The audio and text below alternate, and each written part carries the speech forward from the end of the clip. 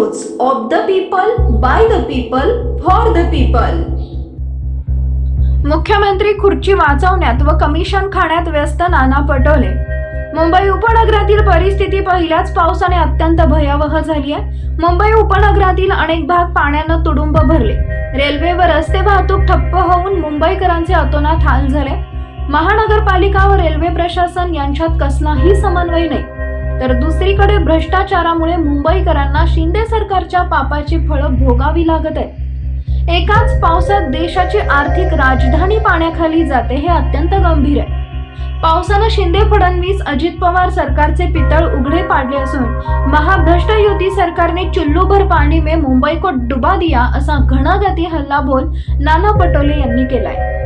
महायुती सरकारच्या कारभाराची पोलखोल करत नाना पटोले पुढे म्हणाले की मुंबई महानगरपालिकेचे कारभारी स्वतः मुख्यमंत्री आहेत, पण चुकीच्या व्यक्तीच्या हातात राज्याची सूत्र असल्याने मुंबई व महाराष्ट्राला त्याचे परिणाम भोगावे लागत आहेत। महापालिकेच्या कार्यालयात 2 पालकमंत्र्यांनी कार्यालय मुंबईकरांच्या कष्टाचे पैसे खाण्यासाठी काढली आहे का, असा संतप्त सवाल विचारून स्वतःच्या अपयशाचे खापर मुख्यमंत्री पावसावर फोडत आहेत।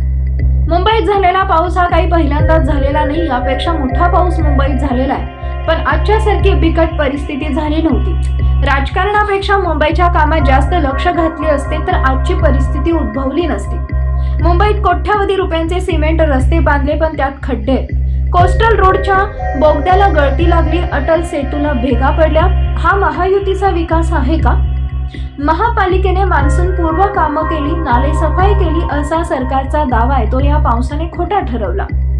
मुख्यमंत्री ग्रीन कार्पेटवर उभा राहून नाले सफाईच्या पाहण्याचं बिभत्स प्रदर्शन करत होते। त्यांच्या इव्हेंटबाजीचा पर्दाफाश झालाय। नाले सफाईत सुद्धा हात सफाई करून खिशे भरण्याचेच काम झाले म्हणून मुंबई तुंबली। एकाच पावसात विधिमंडळाचे अधिवेशन दिवसभरासाठी तहकूब करावे लागले, हे या सरकारचा गलथानपणा व निष्काळजीपणाचं उदाहरण आहे।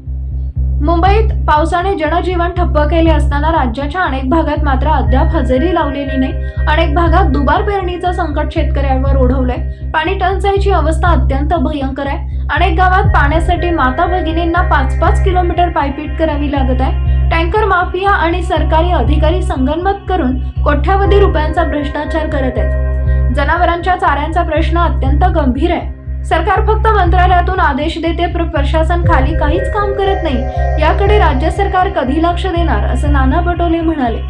राज्यातील कायदा व सुव्यवस्था बिघडलेली आहे। पोलिसांचा धाकच नसल्याने गुन्हेगार मोकाट आहेत। पुण्यातील पोर्शे अपघातातून सरकारने काहीही बोध घेतलेला दिसत नाही। वरळीत एका महिलेला भरधाव गाडीनं चिरडलं, हे कार शिंदे गटाच्या पदाधिकाऱ्याची आहे। दारू पिऊन भरधाव वेगाने गाडी चालवल्याचा एका निरपराध महिलेचा मृत्यू झाला। शिंदे फडणवीस सरकारला सत्तेचा माज झालाय। मुख्यमंत्री म्हणतात कोणालाही पाठीशी घालणार नाही, पण त्यांना कशाचाही गांभीर्य नाही। महाराष्ट्र सुरक्षित राहिला नाही हा संदेश देशात जात असून ते राज्याच्या हिताचे नाही। राज्यात अधिकारी सुरक्षित राहिले नाहीत। पुण्यात वाहतूक शाखेच्या महिलेवर पेट्रोल टाकून जाळण्याचा प्रकार घडला। महाराष्ट्र गुंडाराज व माफिया राज करून ठेवलाय। सरकारचा प्रशासनातील हस्तक्षेप, पैसे घेऊन बदल्या करणं अशा प्रकारांमुळे प्रशासन काम करत नाही, त्याचे परिणाम जनतेला भोगावे लागत आहेत। सरकारला जाग आली नसेल तर जनताच आता त्यांना घरी पाठवेल, असंही नाना पटोले म्हणाले। पीपल न्यूज पाहण्यासाठी चॅनलला सबस्क्राईब करा व बेल आयकॉनला प्रेस करा।